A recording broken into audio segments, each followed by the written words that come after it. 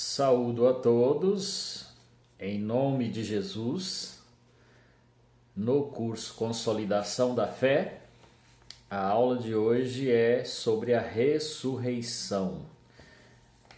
Eu quero ler um texto bíblico que vai dar base para o que vamos falar e eu vou convidar você para meditar comigo nesse tema tão especial.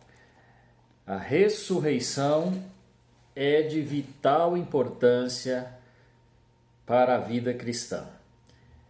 E um dos assuntos mais importantes, que dá mais estrutura para a nossa vida espiritual, é a convicção da ressurreição. Tanto a ressurreição de Jesus, como também a nossa ressurreição. E o apóstolo Paulo foi um dos homens que Deus mais usou para nos instruir a respeito da ressurreição. Os seus escritos constantemente relatam com detalhes, com pormenores, como será a ressurreição dos homens, e ele fala muito da ressurreição de Cristo. Eu quero ler o que está no verso 3 em diante, do capítulo 15 de 1 Coríntios, que foi uma carta escrita pelo apóstolo Paulo. E ele diz assim, olha, antes de tudo, eu vos entreguei o que também recebi. E lá em 1 Coríntios 11 ele fala que recebeu do Senhor.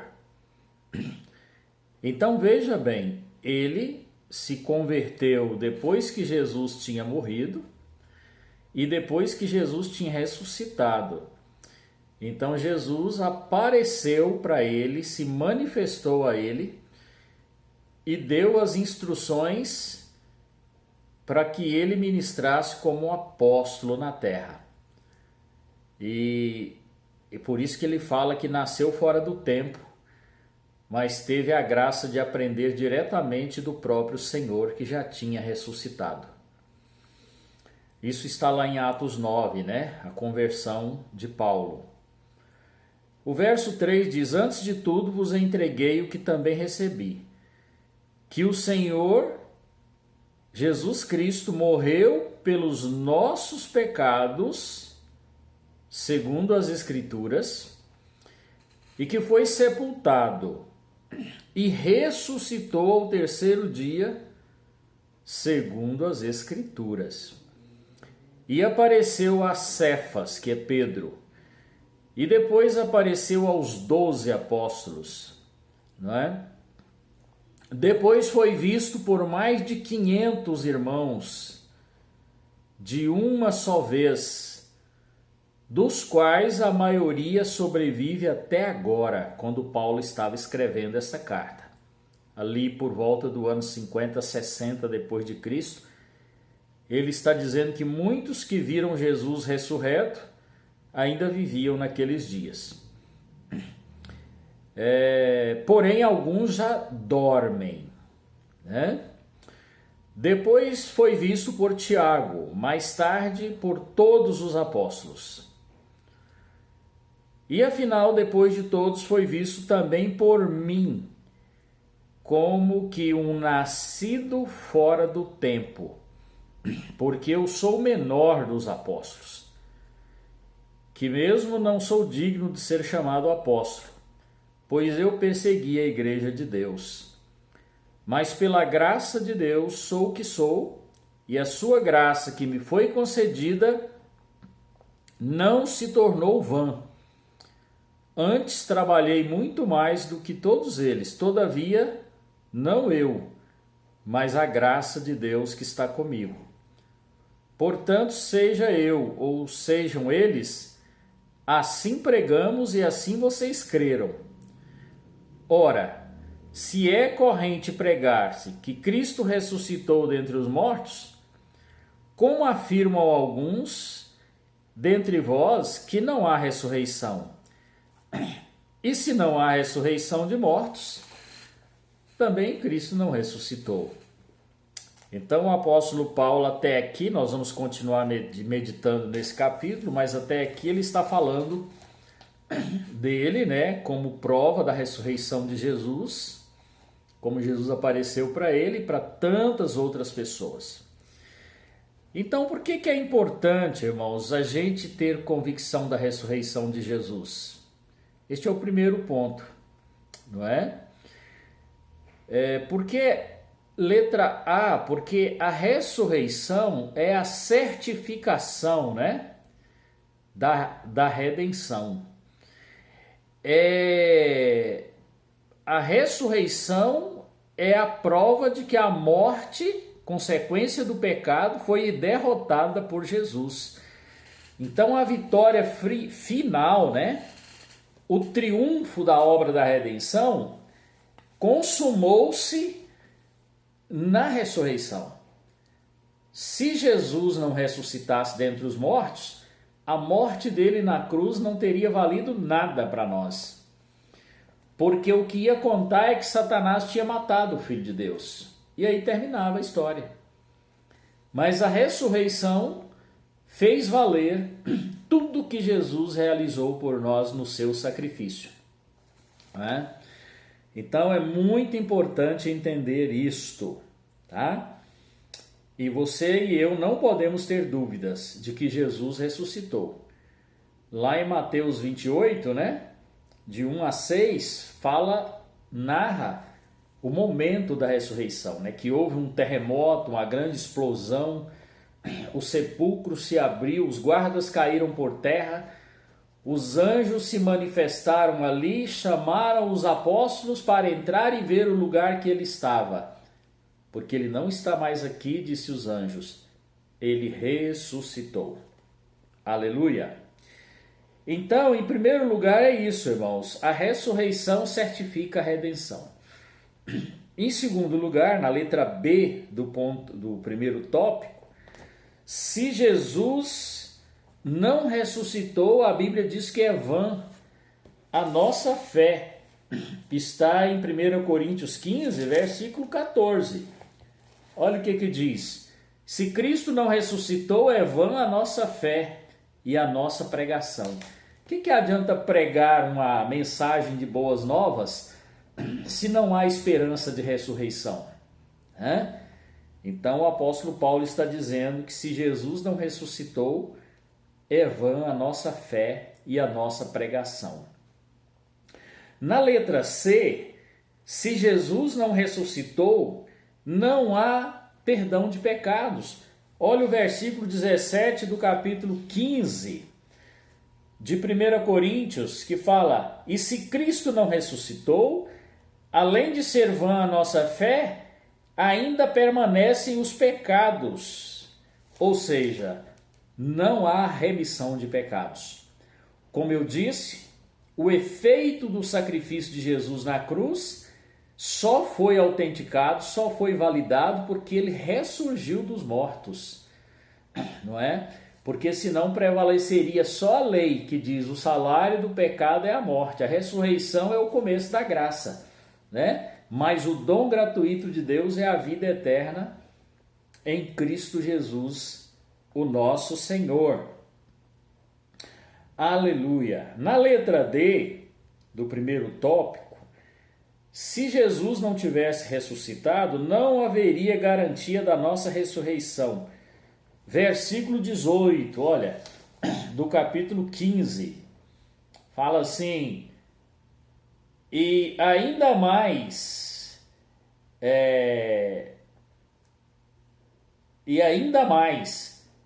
continuando o contexto do 17, né? E ainda mais, os que dormiram em Cristo pereceram. Ou seja, quando a palavra de Deus fala dormir, irmãos, muitas vezes a gente confunde. Dormir significa que é uma linguagem usada para mostrar que assim como quem está dormindo vai acordar, assim quem morreu em Cristo, vai ressuscitar, tá bom? Então é neste sentido, não significa propriamente que quem morre está inconsciente, num estado inconsciente, mas que está aguardando o dia da ressurreição, tá bom? E nós sabemos que o versículo está dizendo: se alguém dormiu em Cristo, morreu crendo em Cristo, é em vão a sua esperança. Então eles pereceram, morreu, acabou. É como Paulo estivesse dizendo: olha, se Cristo não ressuscitou, então quem morreu acabou, não tem chance nenhuma de ressuscitar, né? E na letra E do primeiro tópico diz: se não houvesse ressurreição, os cristãos seriam as pessoas mais infelizes da face da terra. Está no versículo 19, olha. E se a nossa esperança em Cristo se limita apenas a esta vida, somos os mais infelizes de todos os homens. O que adianta ser cristão para viver só nessa vida? Não resolve nada. Paulo está dizendo, então nós somos os mais infelizes dos homens, porque nós nem usufruímos da alegria transitória do pecado e morreremos sem direito a nada. Então, a ressurreição faz toda a diferença faz todo o sentido, né, das nossas renúncias aqui na terra. E do fato de que muitos morreram por causa da esperança da ressurreição. Não amaram a própria vida diante da morte. E por não negarem a Cristo, crendo na ressurreição, quantos milhares já morreram? Já foram decepados, crucificados, fuzilados, né? Porque acreditam na ressurreição. Não valeria a pena ser mártir se não fosse pela certeza da ressurreição, né? Então este é o primeiro tópico, né? Que a ressurreição, não é?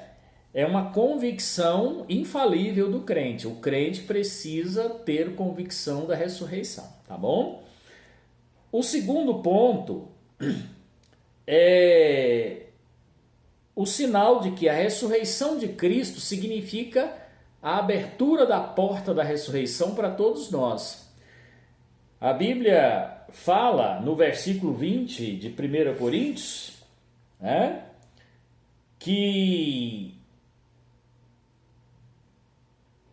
de fato, Cristo ressuscitou dentre os mortos, se tornando as primícias dos que dormem. Então Cristo se tornou o primeiro fruto da ressurreição, e isso significa primícia, significa que ele foi o primeiro, indicando que nós ressuscitaremos depois, né? Ele primeiro e depois nós.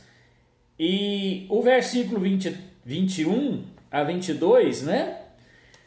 Desse tópico, o segundo tópico, fala então que a ressurreição de Cristo foi as primícias. A letra A fala que a ressurreição sela a diferença entre Cristo e Adão. Olha o verso 21 e 22 aqui de 1 Coríntios. Diz assim: porque assim como em Adão todos morreram, assim também todos nós seremos vivificados em Cristo. Quando Adão pecou, a raça humana não caiu toda junto com ele? Nós já estamos falando isso no decorrer do curso, né? Ele era nosso cabeça de raça. Agora aqui está dizendo que, assim como em Adão todos caíram, não é? Todos também serão vivificados em Cristo, ou seja, por causa da vida que Cristo recuperou, da sua ressurreição, da sua vitória sobre a morte, é a garantia também da nossa ressurreição.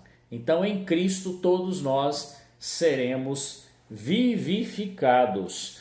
E aí o versículo 22 fala: porque assim como em Adão todos morreram, assim também em Cristo todos serão vivificados. E eu quero ler o 21, que diz: visto que a morte veio por meio de um homem, por meio de um homem também veio a ressurreição dos mortos. Este um homem é Jesus. E lá em Romanos ele é chamado de o segundo Adão. Ele não falhou na sua missão e recuperou o poder de nos dar a vida eterna, como era antes do pecado, lá no paraíso. Aleluia! Esta é a letra A do segundo tópico, né? A ressurreição sela a diferença entre Adão e Cristo, entre as consequências do erro de Adão e as consequências da vitória de Cristo, tá bom? Agora, a letra B do segundo tópico fala que a nossa ressurreição definitiva, né, será na segunda vinda de Cristo. Assim também orientou Paulo no verso 23, olha, de 1 Coríntios. Cada um, porém, ressuscitará, né, por sua vez, na própria ordem. Cristo foi as primícias, depois os que são de Cristo quando ele voltar. Tremendo, né? Então, como será isso? Eu quero até te dar uma receitinha que está em 1 Tessalonicenses, capítulo 4, a partir do verso 13. Eu não vou ter tempo de ir lá na nossa aula, porque eu não quero que elas passem de meia hora, né? Então lá diz detalhadamente como será a ressurreição. Diz que quando Cristo voltar, os que morreram crendo em Jesus vão ressuscitar e receber um corpo de glória. E os que estiverem vivos no dia que Jesus voltar, e os crentes, os que seguem a Cristo e que estiverem vivos, vão ter um corpo transformado num corpo de glória. E aí, tanto nós, os que estivermos vivos, como aqueles que já morreram e ressuscitarão nesse dia, os que creram em Cristo, vão ressuscitar nesse dia, vamos todos juntos para os céus. Tanto os que creram em Cristo estão vivos, como aqueles que ressuscitarão naquele dia. E a Bíblia diz que ficaremos com o Senhor 7 anos, num lugar e nos céus, e a Bíblia diz que lá haverá o julgamento dos fiéis, para atribuir a cada um seu galardão, não com o risco de perder a salvação mais, mas para que cada um receba o seu galardão e glorifique a Jesus com esse galardão. E também haverá nesse tempo a grande festa das bodas do Cordeiro com a igreja, né? O casamento de Cristo com a igreja. E aqui na terra permanecem os vivos durante a grande tribulação, e os mortos que não tiveram salvação permanecem mortos. Só depois de 7 anos lá no céu com Jesus, ele volta com a igreja para reinar 1000 anos aqui na terra, vai destruir o anticristo que vai estar reinando na grande tribulação, e ele, Jesus, vai estabelecer o seu reino por 1000 anos. Aí ele colocará todos os seus inimigos debaixo dos seus pés, né? E no final desses 1000 anos, aí sim, os mortos perdidos ressuscitarão para serem julgados e vão assim poder receber a merecida condenação, a sentença, né, legítima dos seus erros, porque não receberam o perdão de Cristo, por não crerem nele. Então isto vai acontecer depois dos 1000 anos de Cristo, tá bom? É só uma pinceladinha. Eu sei que este assunto é deveras extenso, né? Se você quiser entender melhor, nós temos uma apostila sobre isso que fala: o futuro está escrito. Aí você pode aprender com mais detalhes sobre a escatologia, as coisas do futuro, tá bom? Mas a nossa ressurreição definitiva. Eu falo definitiva porque muitos ressuscitam hoje dos mortos, né? Hoje é raro, mas Nos tempos da Bíblia, né, muitos ressuscitaram no tempo dos apóstolos, a Bíblia é até hoje, né? Mas no tempo dos apóstolos, muitos ressuscitaram nos dias de Cristo, no Velho Testamento, só que eles morreram de novo.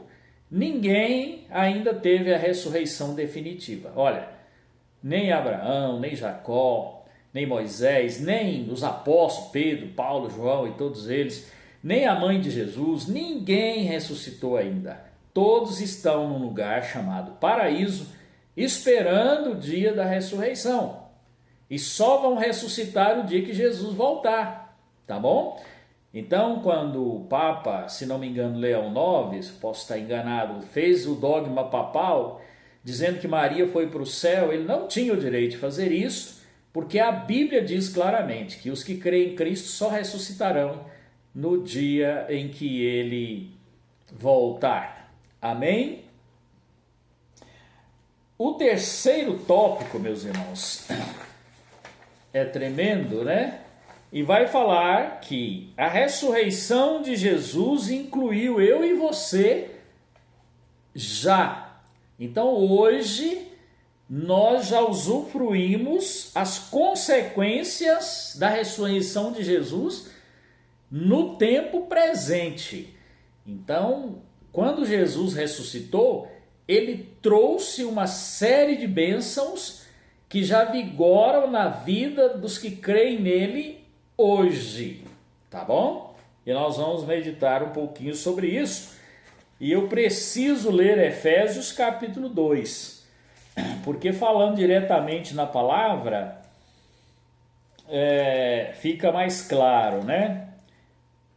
Verso 1 em diante, olha, ele vos deu vida quando vocês estavam mortos nos vossos pecados e nos vossos erros. Nestes pecados vocês andaram outrora, levados pela correnteza do mundo, e conforme o príncipe da potestade do ar e do espírito que agora age na vida dos filhos da desobediência. Este é Satanás, né? O príncipe da potestade do ar. Entre os quais todos nós também andamos outrora, segundo as inclinações da nossa carne, fazendo a vontade da carne e dos nossos pensamentos. Nós tínhamos uma mentalidade mundana, né? E vivíamos fazendo as coisas erradas. E por isso nós éramos, por natureza ou como consequência, filhos da ira de Deus, como também são os que ainda vivem assim.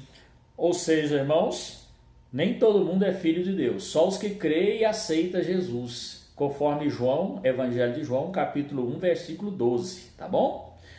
Os demais continuam sendo filhos da ira de Deus. São criaturas de Deus, mas filhos da ira. Verso 4, mas Deus, sendo rico em misericórdia, por causa do grande amor com que nos amou, estando nós mortos nos nossos delitos e pecados, ele juntamente com Cristo nos deu a salvação, e juntamente com Cristo nos ressuscitou, e nos fez assentar nos lugares celestiais com Cristo Jesus. Potencialmente, você que crê em Cristo já está ressuscitado. Uma ressurreição espiritual. Você agora tem uma nova vida. Por isso, eu quero ler também para você Colossenses 3, de 1 a 3, que vai confirmar esta palavra, né? Colossenses 3, de 1 a 3 diz: portanto, se fostes ressuscitados juntamente com Cristo, buscai as coisas que são lá do alto, onde Cristo vive, assentado à direita de Deus.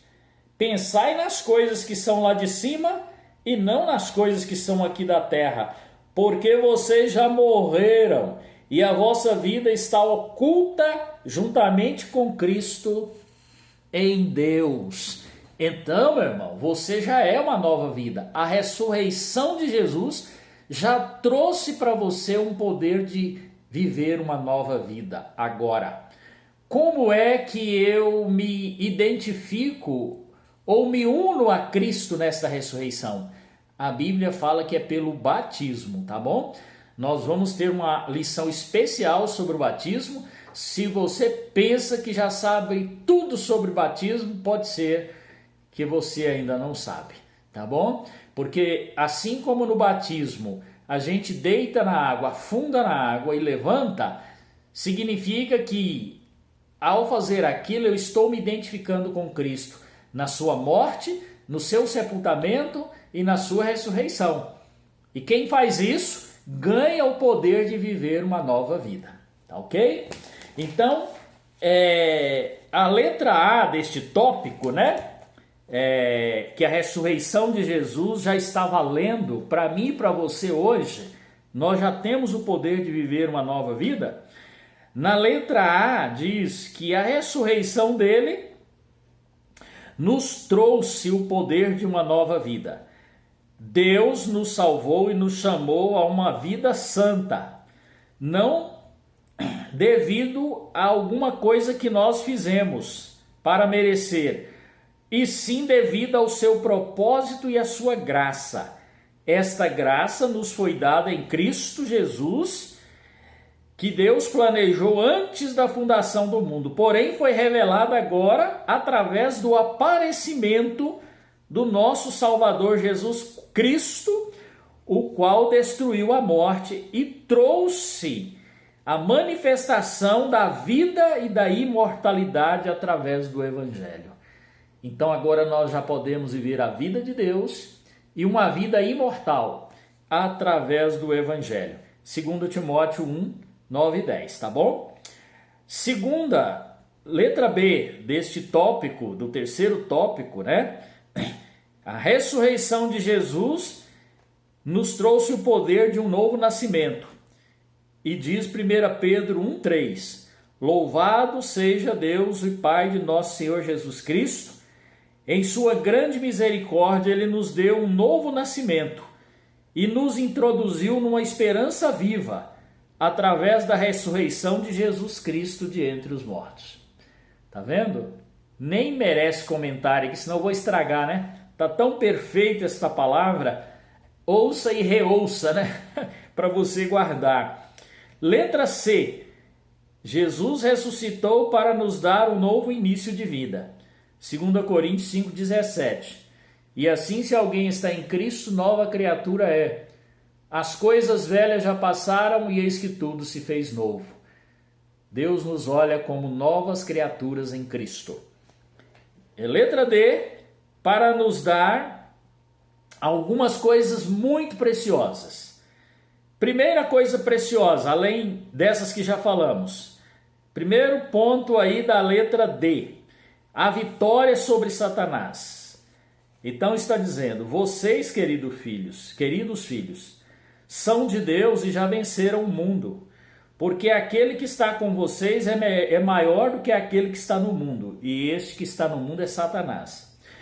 Pois todo aquele que é nascido de Deus vence o mundo, e esta é a vitória que vence o mundo, a nossa fé. Quem é que vence o mundo? Somente quem crê que Jesus Cristo é o Filho de Deus. Tá vendo? Jesus ressuscitou para isso. Está em 1 João 4, versículo 4, e 1 João 5, de 4 a 5, tá bom? Se você quiser aumentar mais ainda seus argumentos, olha Colossenses 2, 13 a 15, tá? Na letra B desse ponto, ou melhor, no segundo item da letra D, tá? Jesus ressuscitou para nos dar autoridade sobre Satanás. Jesus Cristo foi para o céu e encontra-se à direita de Deus, com os anjos, as autoridades, as potestades,